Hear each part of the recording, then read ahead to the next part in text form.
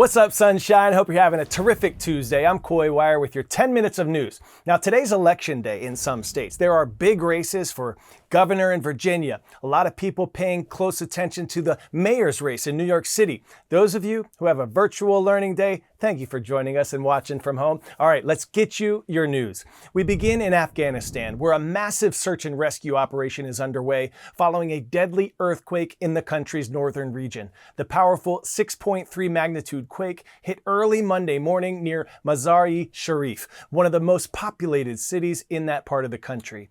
As of this taping, government officials say at least 20 people have been killed and hundreds more have been injured, but they expect those numbers to rise as recovery efforts continue. The powerful quake was felt in 3 neighboring countries and briefly closed a key passageway outside the capital of Kabul. It also damaged the iconic Blue Mosque, one of Afghanistan's architectural treasures and a holy site of annual pilgrimage. Afghanistan has endured a series of catastrophic earthquakes in recent years. Just over 2 months ago, a 6.0 magnitude quake killed more than 2,200 people in the country's eastern region. Afghanistan lies at the collision boundary of 2 huge tectonic plates, the Indian plate, which moves northward, and the Eurasian plate, which has been mostly stable. Pop quiz, hot shot. The Adriatic Sea is known for its unusually high what compared to most seas? Salinity, or salt content, clarity, tides, or depth. If you said clarity, clearly you know your stuff. Unlike most seas, which are bordered by muddy river deltas, much of the Adriatic coastline is rocky and limestone based. This means less soil erosion and sediment runoff, so the water stays clear.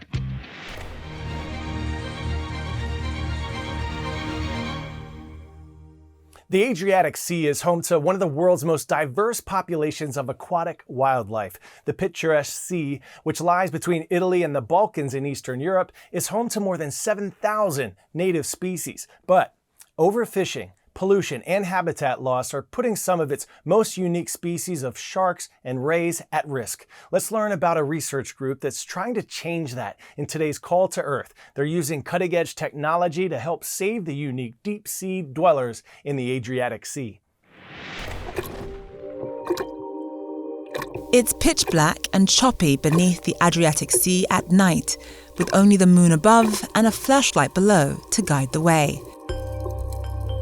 But these are ideal diving conditions for Bosnian marine biologist Andrej Gaj, who searches for sharks who come to life after dark.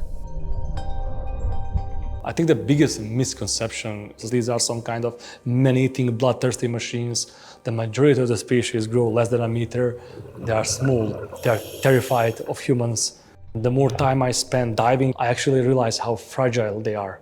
My team and I decided to come here to conduct systematic research about the number of individuals, diversity of the species, and their key habitats in this area before it's too late. Andrej runs Shark Lab Adria, a research group in Albania working to protect some of the Mediterranean's most vulnerable marine life. From documenting rare sharks to investigating causes of disease and death. The majority of my career are dedicated to studying the deep sea. And there's the angular rough shark that is particularly important for me. Diving with the rough sharks, it's like I meet some dinosaur from Jurassic or whatever. It's a critically endangered species we try to protect like for past 10 years, as well as the spiny butterfly rays. Our team has rediscovered the population after no records in this century in the region. 2.5. His team spends about 160 days in the field each year, assessing marine animal health, behavior, environmental exposure, and more. We are now trying to understand the population better, the threats, and what we can do to mitigate. The fisheries is definitely one of the worst. There's also pollution, there's also habitat loss. Climate change is a terrible issue. After his night dive concludes at 2 a.m., Andrej is swapping his scuba gear for his lab scrubs. He will work through the night with his team, analysing bycatch donated by a local fishery just hours earlier. This is a small juvenile. We process a large amount of samples, unfortunately, that are always retrieved dead by the trawlers. Without their support, we won't be able to actually do this scientific research.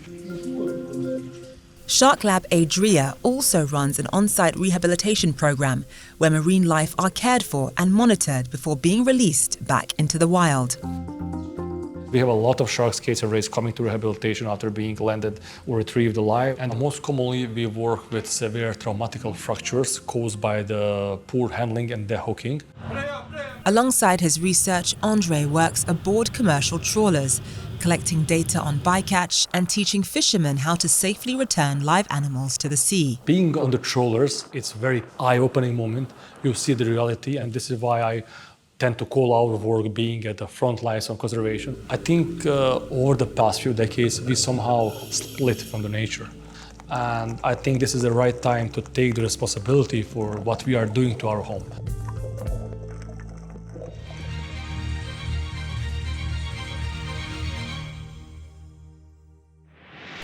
Call to Earth Day 2025 is this Thursday, November 6th, where we are embracing the theme Guard Your Green Space and urging individuals like yourselves, communities, nations to take bold collective action to protect the natural world that sustains us. Sign up at cnn.com/call to Earth Day and share how you are guarding your green space.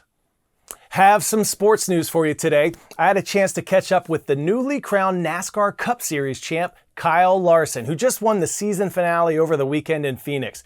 He's used to driving really fast, right? So I had some really fast rapid fire questions for the now two-time Cup Series champ. Hey, I'm two-time NASCAR Cup Series champion Kyle Larson, and you're watching CNN 10. What's it like driving around off the track? Is it torture to drive the speed limit as a NASCAR champion?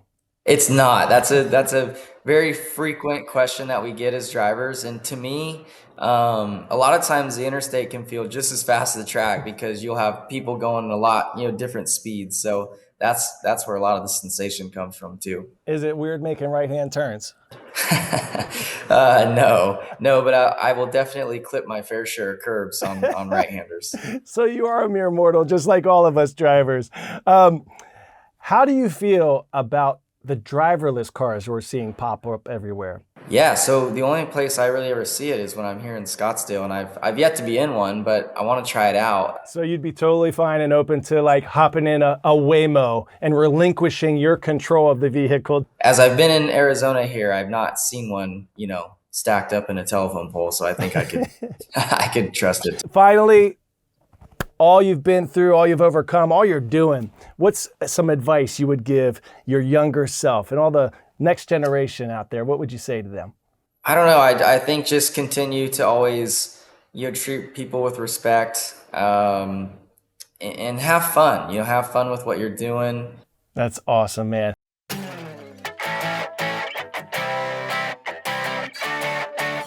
Today's story getting a 10 out of 10, someone overcoming adversity to achieve an historic feat. Shannon Britt was born with a rare eye cancer that left her legally blind, but she's now preparing to represent Team USA in the first ever Women's Blind Cricket World Cup. I didn't think I was going to make the team. I was just going to try something new, and I wound up being decent at it, so let's go USA. Shannon does it all, batting, bowling, and fielding, using a special ball that rattles like a maraca, allowing her to track it with her ears. And get this, since the rest of her team is totally blind, she wears special goggles to completely black out her vision. Shannon said she never expected to become an international sports star, but Mom isn't surprised at all. She's done a lot of amazing things in her life, and this is just one of them. Cherry on top. Shannon and her team will head to India and Sri Lanka to battle a host of other nations for the world title. That is wickedly impressive. All right, superstars, today's shout-outs are going to some of you who decided to play coy this Halloween. They say imitation is the sincerest form of flattery, so consider me flattered. Nathan Chung in Mr. Lehman's class at Palo Verde Middle School in Phoenix, Arizona. I just want to be besties with you. Rise up. And allow me to introduce you to Miss Lauren Ledford at Brookwood Christian School in Ackworth, Georgia. Welcome back to CNN 10, your daily 10 minutes of news. You are absolutely perfect. Please don't come for my job, though. Tomorrow is Your Word Wednesday, so don't forget to submit a vocabulary word and send it to me or our CNN 10 Instagram page, and we will work it into tomorrow's show. Remember, you are more powerful than you know, so go out there and make someone smile today. Make their day. I'm Coy Wire. We are CNN 10.